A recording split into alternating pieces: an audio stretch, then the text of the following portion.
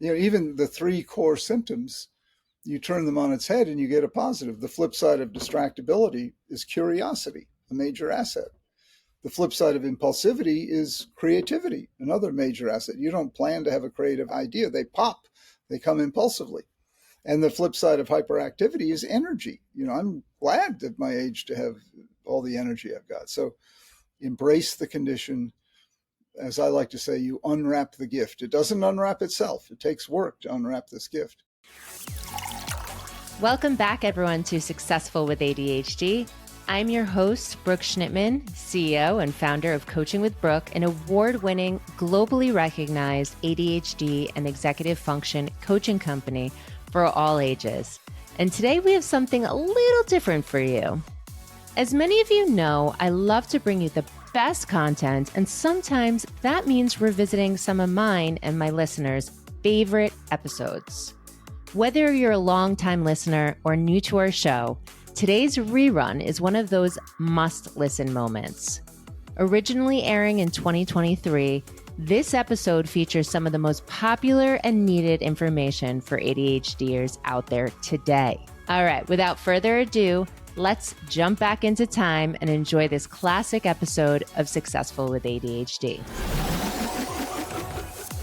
Hi, everyone, and welcome back to Successful with ADHD. Today, I have the great Dr. Hallowell. If you know anything about ADHD, you know this guy staring right in front of us. He is an expert in the field, a board-certified child and adult psychiatrist, and a leading world authority. He's graduated from none other than Harvard, and he actually worked there for 21 years as well. He graduated from Tulane. He's the founder of the Hallowell ADHD centers in Boston, New York City, San Francisco, Palo Alto, Seattle, Metro West. He has spent over 40 years helping thousands of adults and children live more productive and happy lives with his strength-based approach, which we'll definitely, hopefully talk about today. And he has ADHD and dyslexia himself. He is the leading author of ADHD 2.0 and also Driven to Distraction. He's the co-author with Dr. John Rady. I know all of you have seen this book or read it or skimmed it. And he's also been featured in Oprah, 2020, 60 Minutes, CNN, The Today Show, on and on and on and on. And unfortunately, I don't have 30 minutes to talk and highlight all of the work that you've done because we need to get into it. But thank you, Dr. Hallowell, for being here. I know it's been a long time coming for us, and you are so supportive of the ADHD community that we got on a call this morning and you said, okay, let's do it.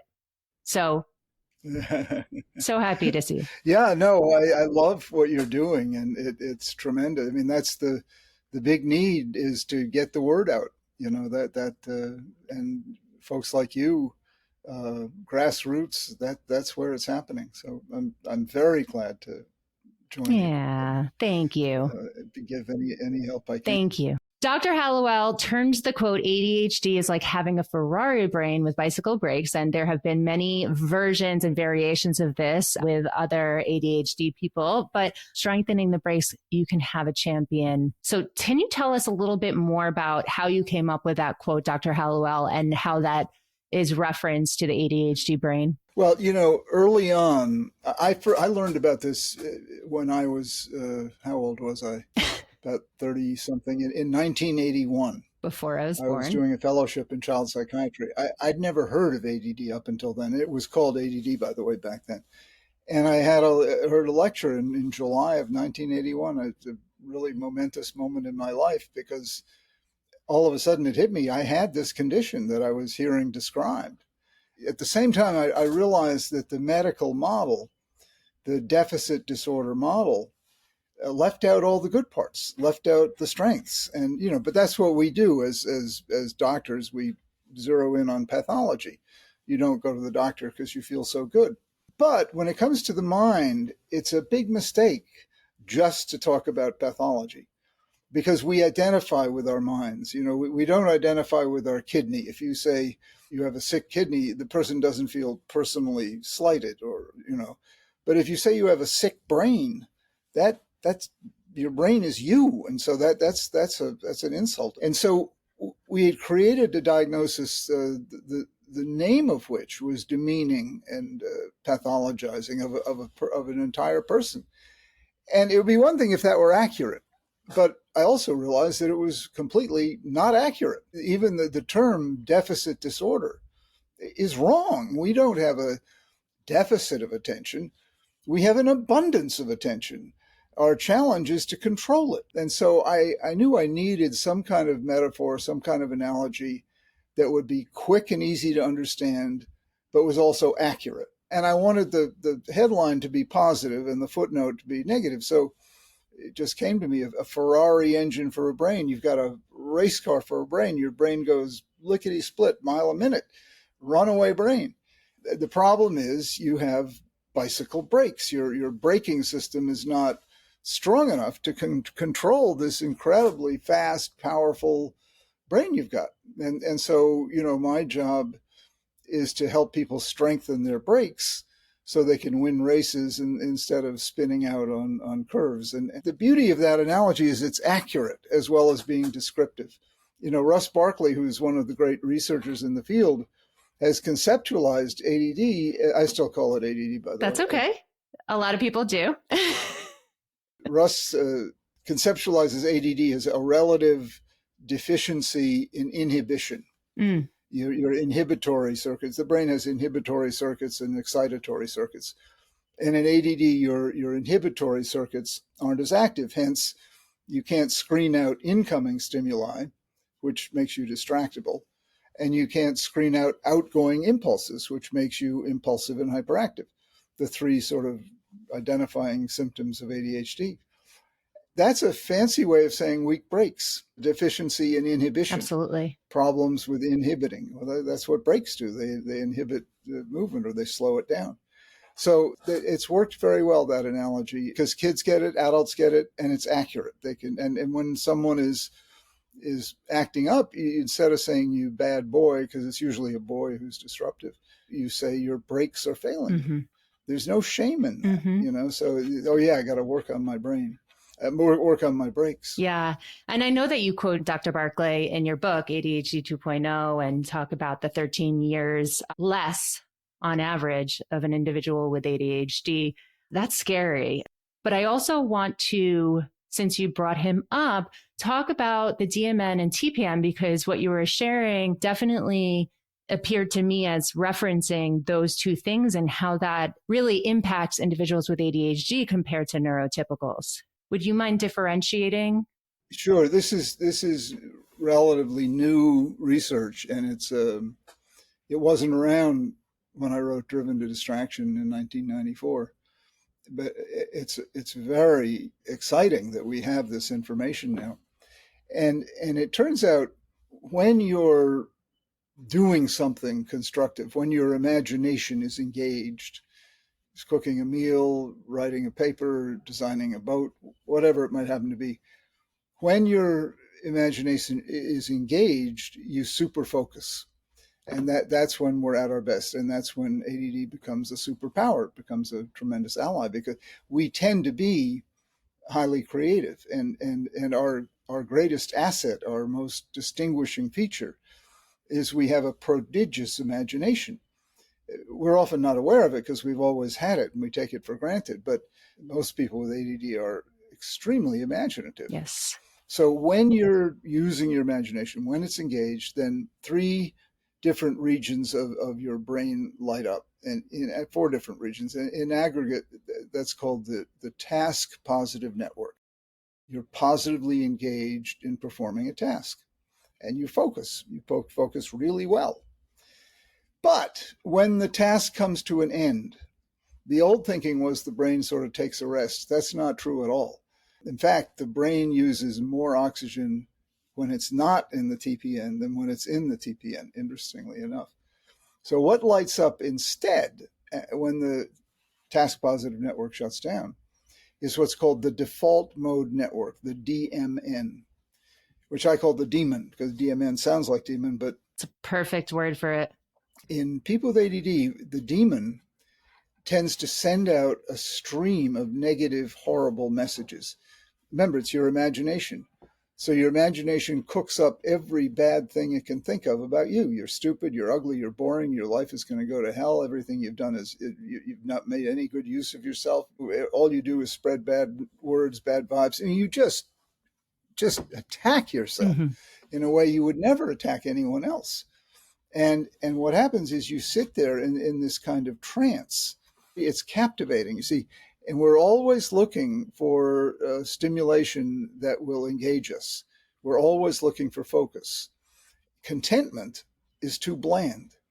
You don't say she was riveted in contentment, It's but boring. you do say she was riveted in fear and despair and gloom and doom, and it's absolutely captivating. So you zero in on that. The problem is it's horribly miserable and makes you not like yourself and not like your life, and you abuse yourself, just treating yourself terribly, and it hurts. You have PTSD from beating up on yourself. Definitely. And so people with ADD often have terrible, terrible self-esteem, and a lot of the worst damage was inflicted by their own imaginations, that nobody else would talk to anybody like that. And it's also inaccurate, because we tend to be very talented, but we tend not to give ourselves credit for that. But if you can understand that this is, see, what the mistake people with ADD make is they take the productions of the demon, the DMN, to be truth. They think, yeah, you really are a horrible person. You really are a talentless goof. You really have nothing to contribute. So they say that's the truth. They believe these lies that the demon is coming up with, because we're very much more ready to believe something negative about ourselves than something positive. We're immediately suspicious if someone gives us a positive remark. And if someone criticizes, we say, yeah, you're right. I am just a rotten person. And that is it's a horrible habit that you want to learn to break. If you can understand that it's a function of biology, of neurology, that it's not truth. It's not like the God of truth suddenly visited you at all. It's much more like a nightmare that your imagination is creating. Well, if your imagination created it, your imagination can destroy it. Now, how do you do that? How do you destroy something that's going on in your mind? You redirect its attention. You redirect your attention. Instead of looking at the accident on the side of the road, you look at the cornfield on the left of the road. Now, it's hard to do, because the accident on the side of the road is a lot more fascinating, but it's upsetting. Yes. So you have to learn how to redirect your attention. The minute you redirect your attention, the DMN shuts down. All the negatives, the negative stuff cannot survive for a second without your feeding it with your attention. And people realize they think they don't have any control over it. They have absolute control over it. It's just that it's not easy to do. It's not easy to disengage from something that's captivating, like getting a kid to get off of Video game. video games, or an adult to stop watching something on TV. It's not easy to redirect your attention when you're captivated, but you can do it, and it's worth learning how to do that. Absolutely. And I like how you talk about, of course there's pattern interrupts, but that doesn't always work for individuals with ADHD. Redirecting the attention, changing your environment, moving away from that negative thought can be so much more helpful sometimes. Absolutely, yeah. And you were saying that when we get these negative signals, and thank you for explaining DMN and TPN, when we get these negative signals, we definitely very often believe them, and that can correlate into our rejection-sensitive dysphoria. You also mentioned that we don't always believe positive feedback. And I know that you termed RSE, which is recognition-sensitive euphoria. Would you mind explaining that? Sure. Well, RSD, rejection-sensitive dysphoria, a term that William Dodson has made famous, is common in people with ADD. Other people get it too. We're exquisitely sensitive, overly sensitive to perceived criticism, rejection. I say perceived because often it's not intended at all. Someone says, I like your dress, and the person hears it as saying, I don't like your shoes. Or, they create rejection or criticism out of nothing. But again, that's the imagination at work. And then they go into this horrible place of feeling left out, sequestered, alone, once again, not in with the in crowd. I mean, it brings back all the years they've lived with rejection or perceived rejection, feeling different in a negative way. And it's a real problem. There's a couple of meds he recommends for it, but it's mostly A, learning that it happens, and B, well, if it's a creation of my imagination, I can destroy it because it's not real. And that takes some practice to learn how to do that. Now, because I'm always looking for the positive, I said, okay, if there's rejection-sensitive dysphoria, how about recognition-sensitive euphoria? And that's also true. We tend to be especially responsive to praise. We love it. That doesn't mean we're narcissistic. It's more that we're deprived of praise. We're like the poor little flower that hasn't been watered, and you give it a little water and it just brightens up. It's so happy. At last you've given me some water. Now I can bloom and bees can feed off of me and all of that. And so again, we get so preoccupied with the negative that we forget the positive. We need, and I ask for it myself. People are often taken aback because most people are not confident enough I'll ask, do you like me? Do you like this thing I did? And they'll say, yes, I do. I say, good. I just want to make sure. Instead of living with the insecurity, I'll ask straight out for reassurance. But in general, if you're dealing with someone with ADD, and really, if you're dealing with anyone, pass along positive remarks that you've heard or positive observations you have. Most people don't get enough of that. Adults, anyway. It's a great favor you can do them. The euphoria can last a week. You can dine out on it. The one compliment the person gave you on the smart thing you said at the conference, or the beautiful dress you're wearing, or whatever it happens to be, you can hold on to that for a while. I encourage people to do that. Don't feel like you're being self-indulgent. You need to feed yourself, you see, and that's another term I use.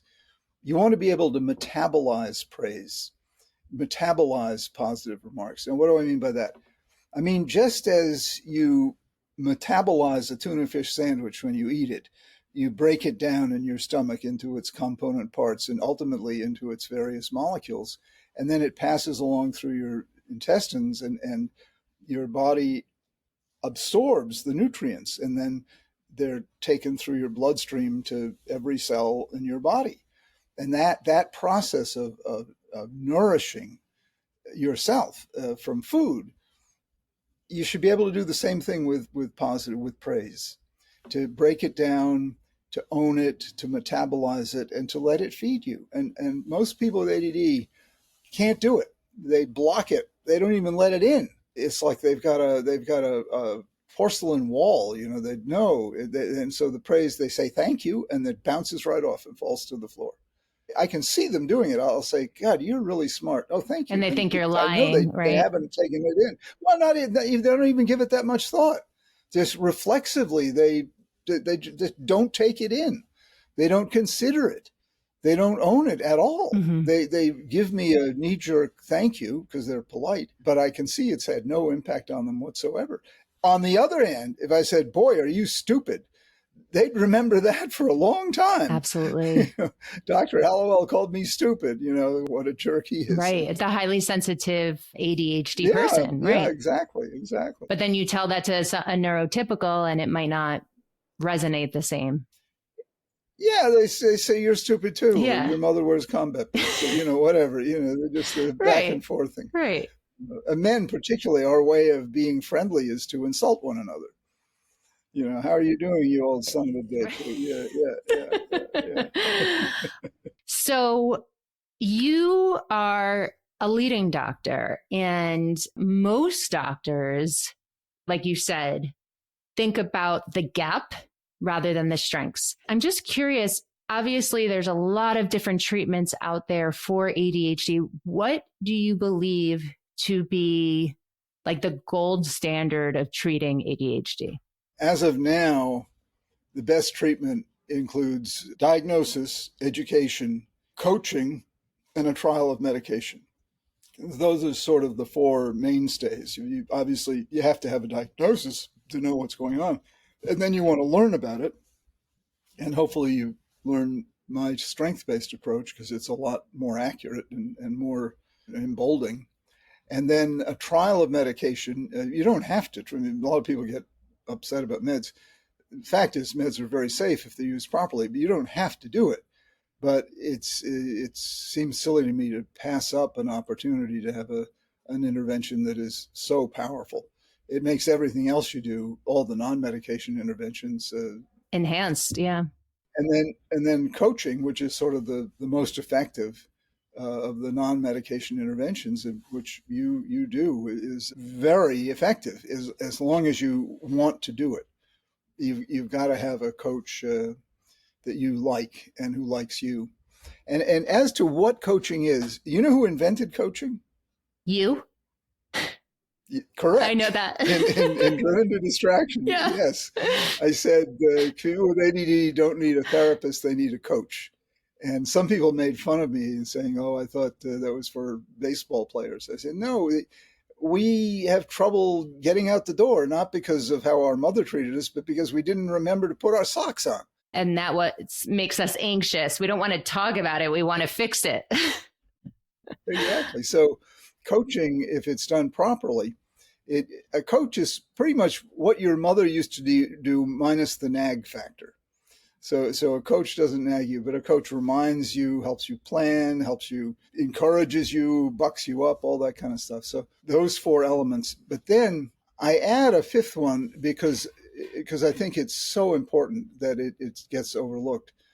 And it's one that I'm really focusing on a lot these days, is find a creative outlet. Most of us with ADD are creative. If we haven't found where we're creative, you should look for it, because once you find it, it makes you sing.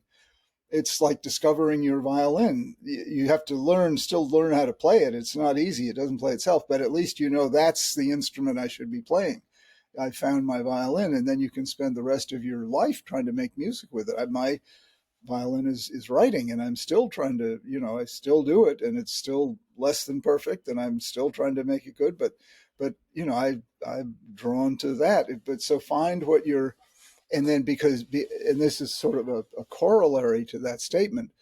One of the most crippling problems in the world of ADD relates to self-esteem, confidence, and motivation.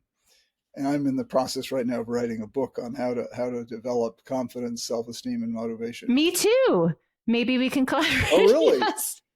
The manuscript's done. Yeah, that's so cool. Yeah, the most reliable way to build confidence, motivation, and self-esteem is to make progress at some task that's challenging, that matters to you. It has to be challenging, and God knows writing is challenging in my own case. And it has to matter to you. And writing matters a lot to me. And then you have to make progress at it. So, and that's, by the way, why you need a coach often to help you make progress. If you make no progress, that breaks your self-esteem, that reduces your confidence, and it reduces your motivation. So, and it negatively feeds you. It's a vulnerable moment, but so you want to take care to make sure you do make progress. But if you do make progress at whatever this activity might happen to be, guaranteed your self-esteem will increase, your confidence will increase, your motivation will increase. And that's just a wonderful feeling. I like that. And also with your strength-based model, if you know what you are naturally good at, then you can make more progress in that and focus on your strengths and feel better. Oh, and that's another thing. Don't spend, by the time you turn a certain age, young adulthood, it's time to stop trying to get good at what you're bad at and do what you're good at. And the rest of it, delegate, hire out, whatever. Oh, yeah. Don't spend your whole adult life trying to get good at what you're bad at. What is your book that you're writing? Yeah, sure. So I talk about the ADHD disruption, the 10 disruptors. So we go from underwhelmed to overwhelmed and everything in between. So when we're underwhelmed, we're constantly seeking dopamine. So then we get an exciting new idea. We get dopamine, we hyperfocus. From hyperfocus, then we burn out because sometimes we can't manage the hyperfocus, and then we feed that rejection-sensitive dysphoria, the negative thoughts, and we shut down and they get overwhelmed. So it's a cycle. How does self-esteem come into play? Sure. So I have 12 tips. So we start off small. We evaluate the areas of our life. We do a 1% action towards something that has been small but challenging to you, just to get it out of your head. We do a minds map. Then from there, we talk about values, strengths, and we talk about a why funnel, which is how to find out your intrinsic motivation now that you have all of the 4 other things that we talk about. Then we talk about productivity. And throughout 12 weeks, you do that 1% over and over again. And after those 12 weeks, you feel more confident because you're now able to take a task that has been daunting to you. You figured out a lot about yourself, your strengths, your weaknesses, how to focus on your strengths for greater productivity. And you naturally become more confident because you learn how to break things down rather than doing things all at once. And I recommend both of your books in it for future books. Both of my books. I've written 24 books. Well, yeah, both of your 24 books, 224 books. Right. So which ones? So when someone says to me, I read your book, I think, well, which one? They're usually referring to Driven to Distraction because that's probably the best known of them all. But, that came out a long time ago, 1994. It's crazy. That's when ADD changed to ADHD, right? 1994. Yeah. It was still ADD when Driven came out, but good for you. And the way you laid it out, it sounds wonderful. But so you've got a good book here now. Don't procrastinate. Oh, I'm not. Definitely not procrastinating. I appreciate you, and I appreciate that. Okay. And just some closing thoughts. So you recommend the 5 things, the 5 gold standards for ADHD. I love the creativity one. I love the medication piece. Even if you aren't a fan of medication, fine. Don't do medication. You have these other 4 things. But with coaching, I know you said you have to have someone who likes you and you like them. And I think that's huge because a lot of people will go take a look at the name and look at the letters or see someone on social media and say, okay, they look good. Let me go with them. Or they are a lot of money. They must be really good. How do you, with the barrier to entry being so low at this point with ADHD coaching, how do you determine what or who is the best ADHD coach for someone interviewing? Well, the click is the most important thing. If you sit down with this person and say, boy, I really trust her and I'll let her boss me around and I'll let her, because giving yourself over to a coach you're making yourself very vulnerable if you want to do it properly and get something out of it. And so, am I willing to, have this person come into the intimate entrails of my life, all the things that I confuse and mess up. And do I feel comfortable with her? That's the most important. Then the next most important, you want to ask, what experience do you have? If you're the first person they're coaching, you might say, well, I'd rather see someone has a little bit more experience than that. But after all, everyone has to start somewhere. And if you really like the person and they understand what coaching is, go with that person. Liking the person is the most important. Experience is the next most important. What degree they have is irrelevant, and energy really matters. They can't be too self-centered because they've got to make you the center of attention. So are they able to do that? And when you meet with them, do they ask about you, or is it just they're talking about themselves? I appreciate that from the guru who invented ADHD coaching. His mouth to God's ears. Well, why I came up with the idea, and then I moved on to other things. Why I didn't pursue it is I think coaching is so boring. the doing of the coaching. I really admire you coaches for being able to hang in there and do it, because so that's why I just said, okay, I've thought of it. I know it's helpful, but I don't want to do it. Hey, you figured out your strengths and your interests and your passions. Exactly.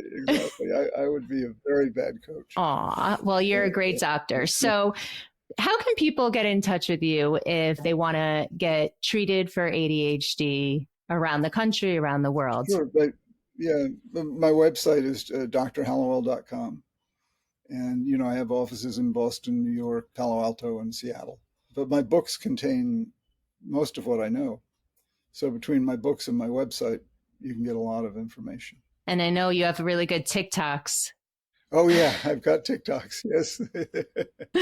The most important thing is to embrace it. Don't be afraid of it. Don't think of it as deficiency. That deficit disorder is a terrible term. Even the three core symptoms, you turn them on its head and you get a positive. The flip side of distractibility is curiosity, a Mm-hmm. major asset. The flip side of impulsivity is creativity, another major asset. You don't plan to have a creative idea. They pop, they come impulsively. And the flip side of hyperactivity is energy. I'm glad at my age to have all the energy I've got. So embrace the condition. As I like to say, you unwrap the gift. It doesn't unwrap itself. It takes work to unwrap this gift. And obviously for adults, the two most important things, marry the right person, find the right job.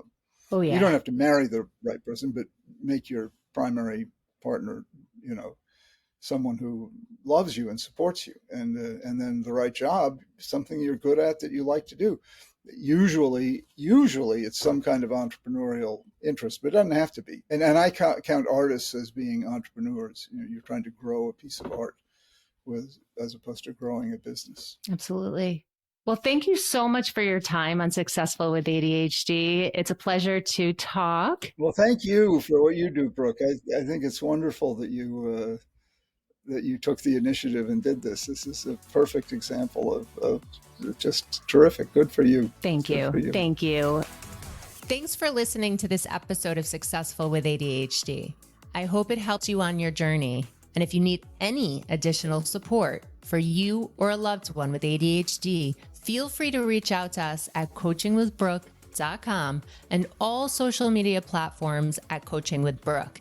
And remember, it's Brooke with an E. Thanks again for listening. See you next time.